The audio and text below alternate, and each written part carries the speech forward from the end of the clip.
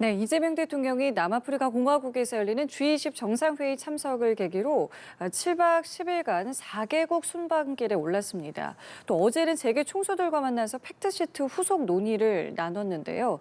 미 관세에 큰 불은 잡혔지만 실제 투자를 위한 후속 협상은 여전히 숙제로 남아있는 상황이기도 합니다. 네, 관련 내용들 박원곤 이화여대 북한학과 교수와 함께 이야기 나눠보겠습니다. 어서 오십시오. 네, 안녕하세요. 네, 안녕하십니까.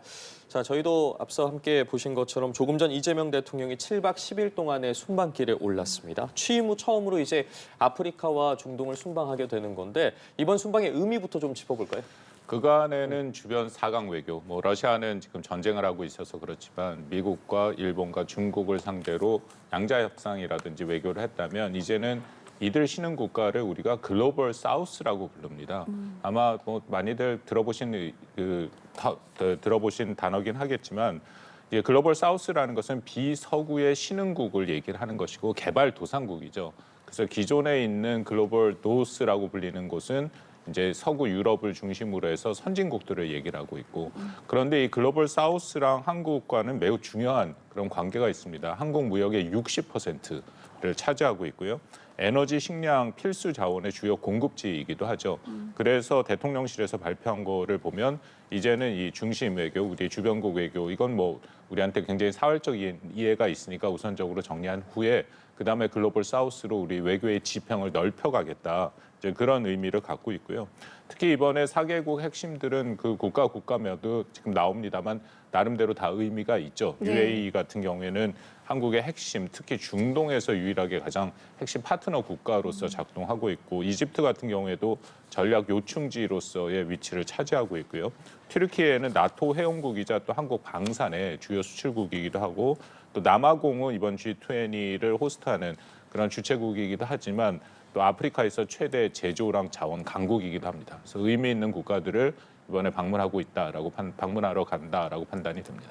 특히 이번에 이제 제일 먼저 이제 방문하는 아랍에미리트 같은 경우에는 MOU 체결도 이제 예정이 되어 있는데 저희가 어떤 부분을 좀 기대해 볼 수 있겠습니까? 그렇습니다. 나머지 국가들도 다 의미가 있지만 특히 UAE가 의미가 큰 게 아까도 잠깐 말씀드린 한국의 유일한 중동 지역의 특별 전략적 동반자 관계다라는 것을 맺고 있는 국가거든요. 어떻게 보면 한국의 중동 외교의 거점이 되는 곳이기도 하고요. 이미 2022년에 UAE와는 이게 잘 알려진 건데 약 4조 원 규모의 꽤 큰 30억 달러 규모의 우리 천궁2 미사일 방어용 미사일 요격 체계 수출 계약을 체결했고 예. 이 이후에도 추가 방산에 대해서 지금 여러 가지 얘기가 이루어지고 있는 그런 상황이고요. 중동 방산 시장이 매우 중요해졌죠. 왜냐하면 최근에 중동에서 우리가 봤습니다만 하마스 이스라엘의 분쟁이라든지 또 이란 이스라엘 분쟁 전체적으로 이 여러 가지 불안정성이 크니까 그만큼 그 지역에 있는 국가들은 이제 무기를 수입하려고 하는 생각이 크고요. 특히 자료를 한번 찾아봤더니 이집트나 사우디, UAE, 이라크 등이 보유한 전차라든지 자주포라든지 다연장 로켓 이게 우리 주요 수출품인데요. 노후화된 그 비율이 40% 가까이 된다. 그러니까 그만큼 교체 주간이 됐다라는 것이고요. 예. 우리 한국 방사는 가격 경쟁력과 또 기술 이전의 유연성으로 유명하죠. 예를 들어서 비용 아까 말씀드린 천궁2 같은 경우에는 요격 미사일 한 발 가격이 15억 원인데 그거랑 같이 비견되고 있는 미국의 페이트리엇 시스템 같은 경우에는 한 발당 가격이 40억에서 60억 원. 그러니까 우리의 3분의 1 우리가 그 정도 가격으로 이 좋은 무기 체계를 수출할 수 있다라고 보입니다. 이미 2022년에도 이집트와 17억 달러, 2022년에 1월 UAE와 35억 달러, 또 2023년에 11월 사우디와도 32억 달러. 상당히 큰 방산 수출 시장이기 때문에 아마 이번에도 이 방문을 통해서 거점으로 활용할 가능성이 크다. 이거 외에도 당연히 중동 지역에도 한국의 문화가 굉장히 관심을 많이 받고 있습니다. 그런 문화적인 그런 교류 협력도 강화하는 그런 계획을 갖고 있는 것으로 알고 있습니다. 그리고 이후에 이제 이재명 대통령이 G20 정상회의에 참석하는 남아공에서 주목할 만한 부분이 있습니다. 지금 남아공에서 열리는 G20 정상회의에 미국과 중국, 러시아가 모두 불참을 하는데 미국 트럼프 대통령이야 계속해서 남아공에 관련해서 부정적인 입장을 표명한 상황이었는데 지금 1999년에 이제 G20 출범한 이후에 미중러 3국 정상이 불참한 게 처음이라고 하더라고요. 그렇습니다. 러시아는 우크라이나와 예. 불법 전쟁을 하고 있기 때문에 어쨌든 오는 것도 그렇고 이런 다자회의에서 계속해서 주요 멤버로 참여할 수가 없죠. 이제 다른 국가들이 매우 불편하게 하고 있고 외교적 고립의 상태이라 보여서 러시아는 예외로 한다 하더라도 말씀하신 것처럼 미국, 중국 정상이 둘 다 동시에 불참한 것은 처음이다. 특히 미국 같은 경우에는 이 G20가 처음 시작된 이후에 2008년부터 정상 간의 그런 모임으로 발전을 했습니다. 그때 워싱턴에서 첫 회의를 열었고 조지 W. 부시 대통령이 그때 참석을 했거든요. 근데 그때부터 지금까지 미국 대통령이 빠진 적이 한 번도 없습니다. 그러니까 이번이 굉장히 이례적인 것은 맞고요. 예. 반면에 시진핑 주석 같은 경우에는 2021년에 불참한 경험이 있고 또 리창 총리를 참석을 시킨 것도 있죠. 이번에도 리창 총리가 온다. 그래서 미국과 이번에 그 공교롭게 중국이 둘 다 지도자가 빠지긴 했지만 그 G20를 다루는 또 G20를 바라보는 시각은 분명히 좀 다르다라고 볼 수 있습니다. 아까 말씀하신 것처럼 뭐 미국의 트럼프 대통령이 G20에 안 가는 것은 G20 자체의 다자 협의에 대해서 그렇게 뭐 우리가 잘 알려진 것처럼 관심이 없고 오히려 부정적인 입장을 갖고 있지 않습니까? 예. 우리 에이펙 회의 같은 경우에도 그렇죠. 사실은 당일날 참석을 하지 않았던 거고요. 이전에 나토 회의라든지 뭐 심지어 유엔에 가서도 비판적인 목소리를 내고 있어서 거기에 부정적인 입장을 갖고 있는 것은 우리가 잘 알고 있다. 근데 다만 이번에는 또 다른 문제가 걸려 있는 게 방금 말씀하신 것처럼 남아프리카에 대해서 매우 부정적인 얘기를 하고 있죠. 그래서 이미 11월 7일 날 자기 소셜 미디어에 이런 얘기를 했습니다. 남아공에서 G20가 열린다는 것은 수치스러운 일이다. 그러면서 어떠한 미국 정부 관리도 G20 회의에 참석하지 않을 것이다. 그래서 원래는 제디 벤스 부통령이 참석하려고 계획을 하고 있었는데 그것도 다 취소를 해버렸고 마크 루비오 국무장관도 안 가기로 다 했다라고 합니다. 근데 문제는 뭘 문제를 삼고 있냐면 남아공에 있는 이 백인들, 그래서 아프리카너라고 불리는 이 백인 농부들에 대해서 학살과 불법적 토지 매수를 몰수를 하고 있다라고 하는데 이게 다 좀 거짓으로 밝혀졌거든요. 이런 사실이 없다라는 것. 지난번에 기억들 하시겠지만 남아프리카 공화국 대통령이 있는 자리에서 비디오를 틀면서 예. 그렇게 보여줬는데 이것이 남아공이 아니라 콩고의 문제를 보여줬고, 근데 뭐 정확한 이유는 뭐 아마도 내부의 사정들이 좀 있다라고 판단이 되지만 그 이유 때문에 이번에 안 간다. 근데 시진핑 주석이 안 가는 이유는 조금 다르다고 생각하는데요. 시진핑 주석도 코로나 이후에 다자회담에 그렇게 적극적으로 다 참여하지는 않습니다. 양자회담 위주로 좀 참여하는 경우가 있고 본인이 못 가면 리창 총리를 보내고 있다. 예. 근데 이번에 리창 총리를 보냈다 해서 아마도 미국이 빠진 그 G20에서 중국이 오히려 좀 더 중심적인 역할, 지난번에 에이펙에서도 그런 모습이 좀 연출되지 그렇죠. 않았습니까? 이번에도 좀 그럴 가능성은 있어 보이죠. 알겠습니다. 자, 그리고 이렇게 이재명 대통령이 출국을 하기에 앞서서 어제는 재계 총수들과 만났습니다. 그리고 이 자리에서 지난 금요일에 발표됐던 이 팩트시트와 관련한 이제 이야기들이 오고 간 것으로 전해지는데 일단 이 자리에 대해서는 좀 어떻게 보세요? 금요일에 발표하고 일요일에 바로 만났습니다.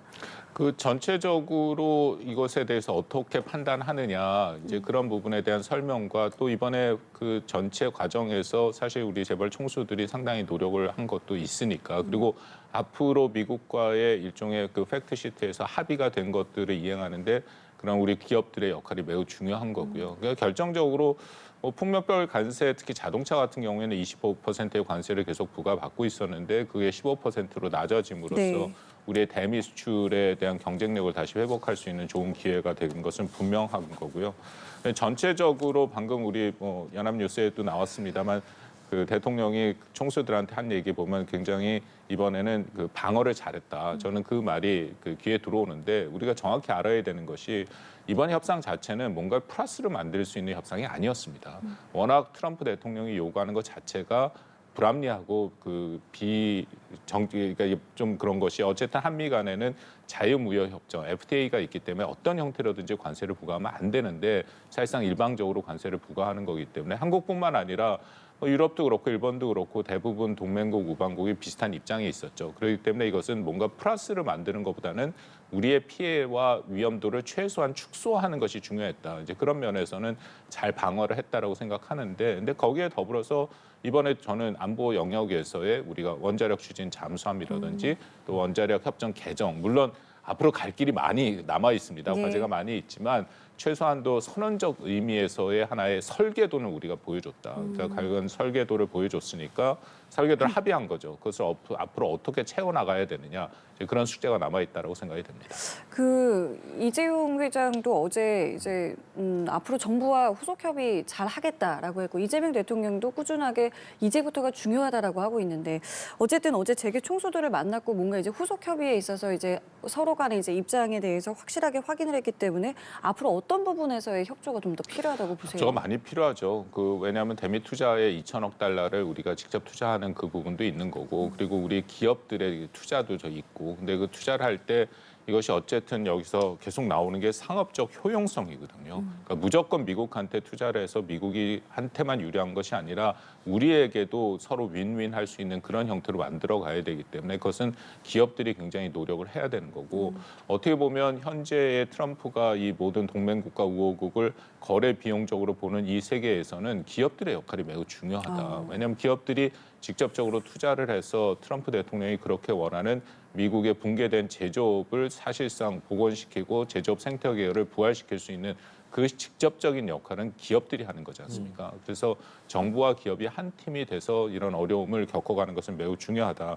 더군다나 2천억 투자를 했는데 이 투자에 앞으로 이행되는 메커니즘을 보면 투자위원회에서 이건 하워드 러트닉 미 상무장관이 투자위원회를 맡게 돼 있지 않습니까? 그래서 1차적으로 투자를 어디로 할 것인지 미국이 결정하게 되면 혼자 결정하는 것이 아니라 우리 김정관 한국산업통상부 통상자원부 장관의 의장을 맡은 협의위원회와 같이 의논을 하게 되는 거고 그 과정에서 당연히 기업들의 이해와 기업들의 어떤 능력들과 그런 것들이 같이 포함이 돼서 아까 말씀드렸던 상업적 합리성이 보장되는 그런 형태로 하는 것이기 때문에 그래서 아직 뭐 이제 시행을 안 해봐서 어떻게 될지 모르겠습니다만 이것도 그렇게 만만하지는 않은 숙제가 남아 있다라고 판단이 됩니다. 예, 말씀해주신 뭐 경제적인 것뿐만 아니라 앞서 언급해주신 뭐 안보 관련해서도 팩트시트 발표가 다소 좀 늦어진 이유가 그 부분이었습니다. 지금 원자력 협정과 관련해서 문구 조정이 있었다라는 보도들이 나오고 있는데 일단 팩트시트를 보면 미국은 한국의 민간 우라늄 농축 및 사용 후 핵연료 재처리로 이어질 절차를 지지한다라는 문구가 담겼습니다. 이 부분을 놓고 굉장히 미국 내에서도 민감했던 사안이라고 전해지지 않았겠습니까? 끝까지 좀 고민을 했던 것 같습니다. 위성락 실장이 그 이재명 대통령이 그날 당일날 하는데 조금 늦게 들어온 게 1, 2분 마지막 순간까지 그 문구를 조정을 했다라고 얘기를 했고요. 방금 말씀해 주신 앞부분에 사실 또 중요한 내용이 거기에 부연돼 있습니다. 뭐라고 돼 있냐면 미국은 한미 원자력 협력 협정에 부합되고 또 미국의 법적 요건을 준수하는 범위 내에서 우라늄 농축과 사용 후 핵연료 재처리를 귀결될 절차를 지지한다라고 돼 있죠. 그러니까 앞부분에 기존에 한미가 맺고 있는 원자력 협정을 계속해서 준수해야 된다라는 좀 조건이 붙은 거고 또 미국 국내법에서 규정하는 것도 맞춰야 된다. 말씀하신 것처럼 미국 정부 내 간의 정부 부처 내에서 서로 다른 의견이 있었던 것은 분명합니다. 예를 들어서 미국 에너지부 같은 경우에는 원자력의 평화적 이용을 강조하기 때문에 우리가 추진하고 있는 원자력 추진 잠수함에 연료를 공급하는 것에 반대했다라는 얘기가 들리고요. 또 미 국무부는 아예 비확산 자체를 굉장히 민감하게 생각하는 그런 부처이기 때문에 거기에 그런 그룹들이 있죠. 한국에 농축 재처리 권한을 주는 것에 반대했고 반면에 미 국방부 같은 경우에는 원자력 추진 잠수함을 뭐 트럼프 대통령이 거기에 대해서 일종의 승인 허용을 했기 때문에 그것을 해야 된다라는 그러니까 부처 간의 내용을 조정하는데 쉽지 않았다라고 판단이 되고요.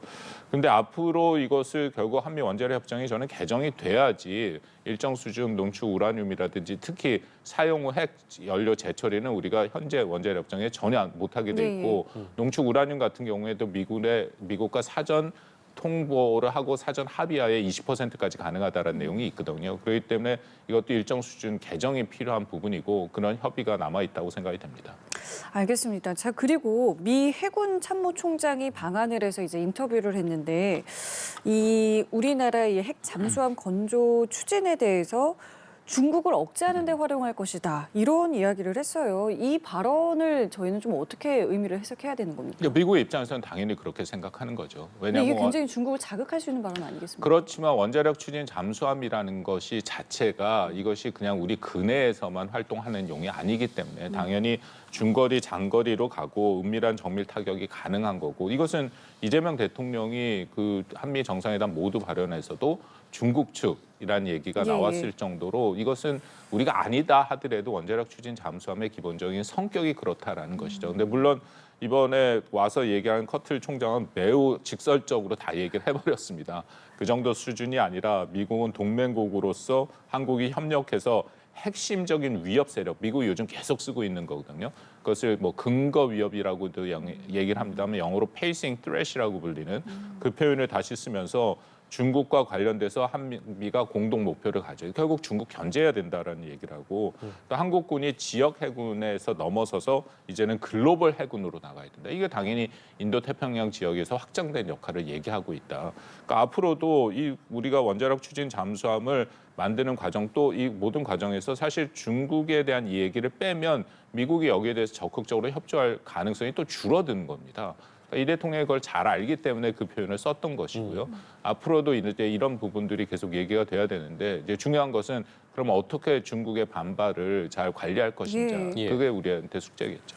알겠습니다. 어떤 방식으로 또 이재명 대통령이 실용 외교를 펼쳐 나갈지도 지켜봐야 할 것 같은데 지금 팩트시트 관련해서 뭐 여러 가지 이야기를 저희가 해봤는데 뭐 미국 정부가 그동안 주요 동맹국에 적용했던 무기 개발 수수료 면제 혜택을 폐기하기로 했다라는 소식도 전해졌습니다. 지금 우리나라가 미국 국방부로부터 무기를 구매할 경우에 지금 5% 가량의 비용이 추가될 것이다라는 말이 있는데 어쨌든 이렇게 되면 없던 수수료를 좀 부담해야 되는 거 아닙니까? 어떤 방식으로 저희가 이 부분을 해석해야 되는 겁니까? 정확히 따지면 있던 수수료를 안 내고 있었는데 이제 내라고 하는 거죠.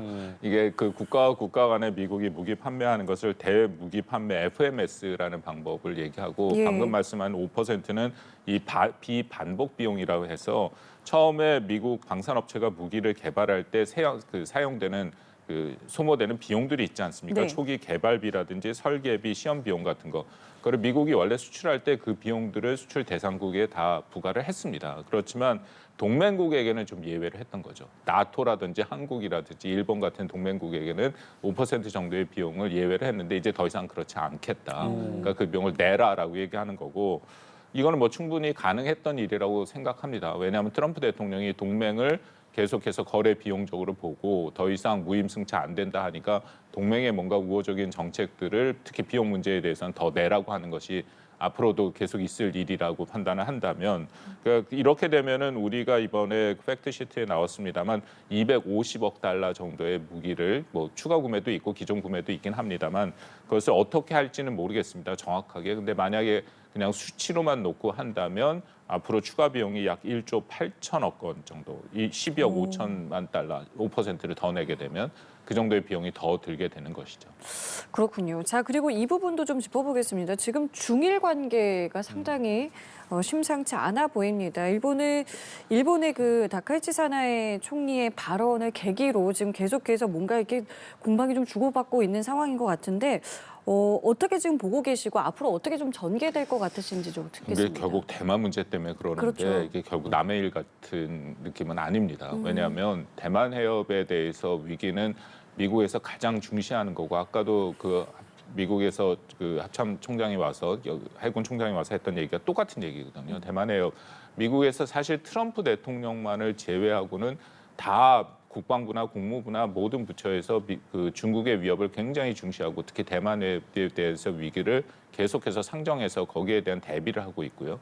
거기 만약 대만 해협에 유사시가 발생했을 때 뭔가 무력 충돌이 발생했을 때 가장 우선적으로 동원되는 전력이 사실 일본에 있는 칠함대와 또 그것을 뒷받침하는 일본 자위대겠죠. 근데 더불어서 한국도 당연히 거기에 다 이런 저런 형식으로 연루되게 돼 있다. 그렇다면 현재 이 문제를 갖고 뭐 계속해서 중일 간의 그런 갈등이 있는데 앞으로도 우리가 아까 잠깐 말씀드렸던 원자력 추진 잠수함을 비롯해서 한국도 여기서 결코 자유스러울 수는 없는 이제 그런 상황이다라고 일단 판단이 듭니다. 알겠습니다. 앞으로 펼쳐질 상황들 좀 지켜보도록 하겠고요. 오늘 말씀 여기까지 듣겠습니다. 지금까지 박원곤 이화여대 북한학과 교수와 함께했습니다. 말씀 고맙습니다. 감사합니다.